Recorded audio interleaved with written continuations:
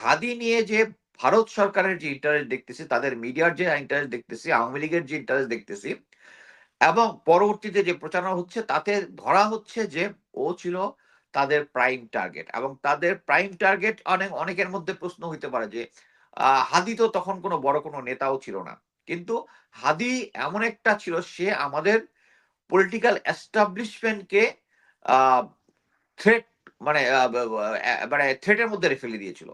হুম, ভারত আমাদেরকে ৫৭ জন অফিসারকে হত্যা করেছে, হাদির হত্যায় মদদ দিয়েছে এবং এই টেররিস্টকে ভারতে আশ্রয় দিয়ে রেখেছে। এরকম একটা পরিস্থিতিতে যদি ভারত যদি আমাদের সাথে বন্ধুত্ব বা চাইতো, তাহলে ১ম এই হাদির যে ইয়াটাকে ধরে এনে বাংলাদেশে হ্যান্ড ওভার করত, যে বাংলাদেশের সাথে একটা দেশের সাথে একটা দেশের সম্পর্কটা নষ্ট করার জন্য একটা ফুটকা আ হুম। আ কি বলে একটা টেররিস্টকে, যে একজন আ বাংলাদেশের একজন জনপ্রিয় রাজনৈতিক নেতাকে খুন করেছে কিন্তু তারাই জানে। ওই ফয়সাল করিম যখন অস্ত্র মামলায় ধরা পড়েছে এবং তার যেহেতু একটা ছাত্রলীগ ব্যাকগ্রাউন্ড আছে, তখন যারা দেশকে অস্থিতিশীল করতে চায়, তাদের কাছে সে একটা লোভনীয় অস্ত্র।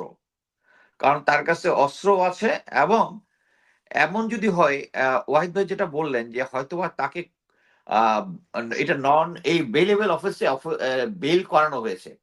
সো যখন তাকে বেইল করানো হয়েছে, এখন যদি আমি যদি একজন একজন ক্ষমতাধর ব্যক্তি হই, আমি যদি তাকে বেইল করিয়ে দিয়ে বলি যে তোমাকে ফিউচারে একটা টাস্কিং দিব, হতেও পারে।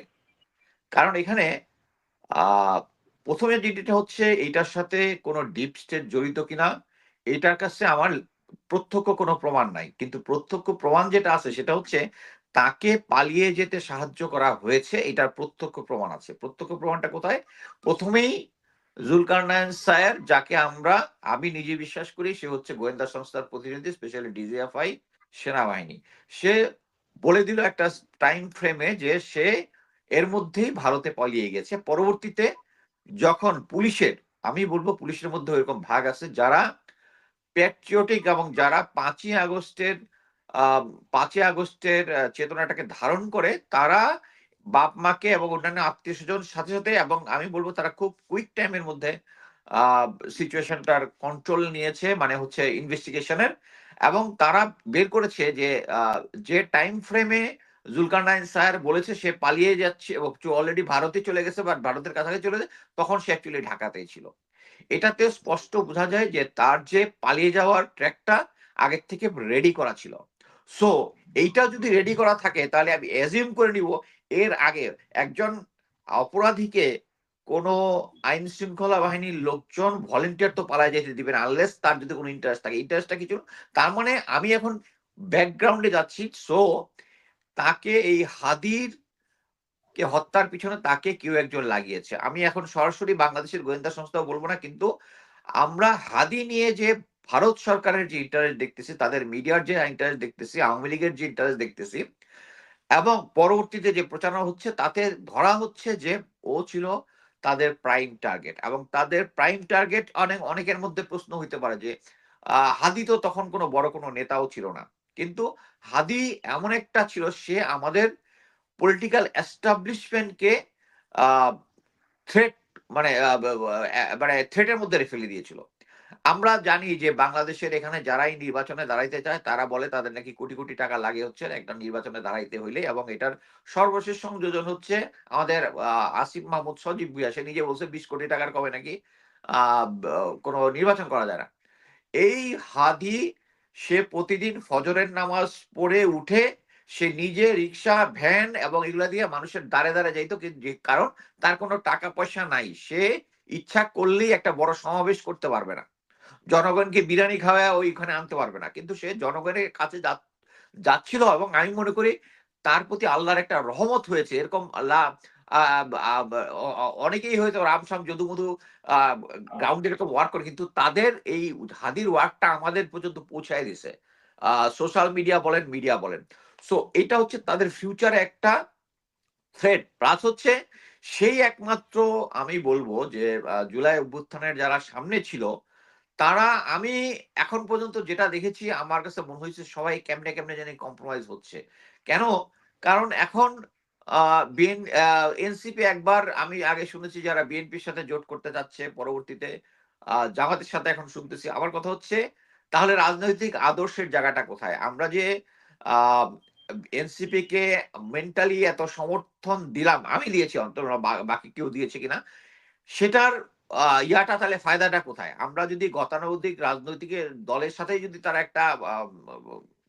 একটা নেগোসিয়েশন করে, হ্যাঁ, অনেক সময় কৌশলগত নেগোসিয়েশন থাকে, কিন্তু এখানে বাংলাদেশের এখন একটা ক্রস রোডে আছে। সেই ক্রস রোডে একটাই মাত্র হাদি যে যে পলিটিক্যাল ভাইব যেটা দিয়েছে সেটা হচ্ছে এন্টি ইন্ডিয়ান এবং প্রো বাংলাদেশী।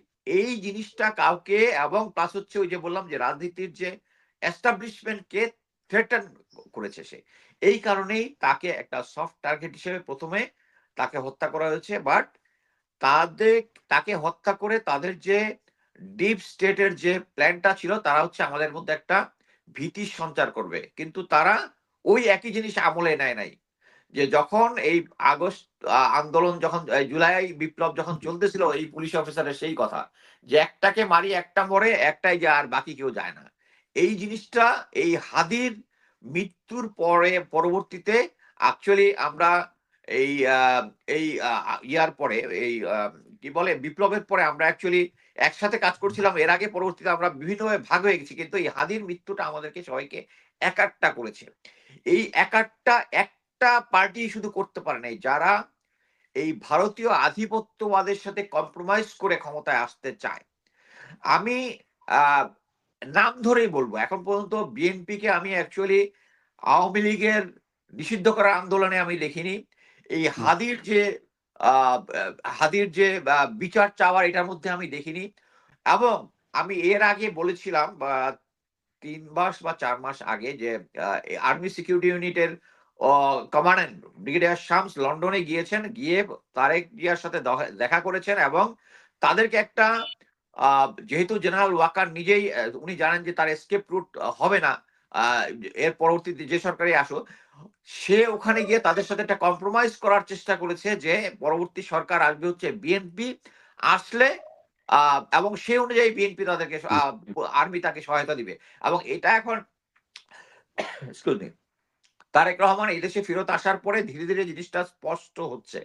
উনি হাদির কবরে গিয়েছেন, উনি 27 জন অফিসারের কবর জিয়ারত করতে গিয়েছেন, কিন্তু আমি ওনার কোনো স্পষ্ট এই যে বিডিআর পিলখানার যে কমিশন যে একটা স্পষ্ট ভাবে বলেছে এটার মধ্যে ভারত জড়িত, এবং এটার যে একটা বিচার চাওয়া, উনাকে আমি কোনো স্পষ্ট মানে স্পষ্ট অস্পষ্ট কিছুই শুনি না। উনি শুধু আল্লাহর হস্তে যে জাস্ট তারেক রহমান জাস্ট জিয়ারত করে উনি চলে আসছেন, তাদের রুহের মাগফিরাত কামনা করেছেন, কিন্তু উনি একটা দলের প্রধান হিসাবে উনি বা দেশের জনগণ তার দিকে তাকিয়েছিল, আমি তার দিকে তাকিয়েছিলাম যে উনি, উনার বক্তব্যটা আমি শুনবো, পিলখানা হত্যাকাণ্ডের সাথে যে ভারত জড়িত এ ব্যাপারে উনি কি বলবেন, উনি করবেন। আমাদের রিটায়ার্ড অফিসাররা চাই যে আগামী যে সরকারটা আসবে, আমি জানি না এই এই যে ইন্টারিম গভর্নমেন্ট এই বিচারগুলা করে যেতে পারবে কিনা। আগামী সরকারের যেটা আসবে তাদের প্রতি আমাদের আশা আছে, কিন্তু আগামী সরকার যদি জেনারেল ওয়াকার কে আমরা আগেই দেখেছি, গত বছরের ফেব্রুয়ারিতে উনি বলে দিচ্ছেন যে এটার সাথে শুধু বিডিআর জড়িত,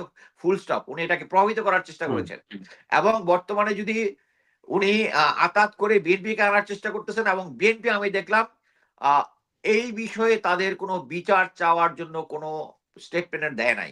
এটা স্পষ্টভাবে বোঝা যাচ্ছে বাংলাদেশের যে বর্তমানে এখন ভাইব যেটা আছে এন্টি ইন্ডিয়ান, এবং ভারতের বিরুদ্ধে, ভারত আমাদেরকে 57 জন অফিসারকে হত্যা করেছে, হাদির হত্যায় মদত দিয়েছে, এবং এই টেরোরিস্টকে ভারতে আশ্রয় দিয়ে রেখেছে।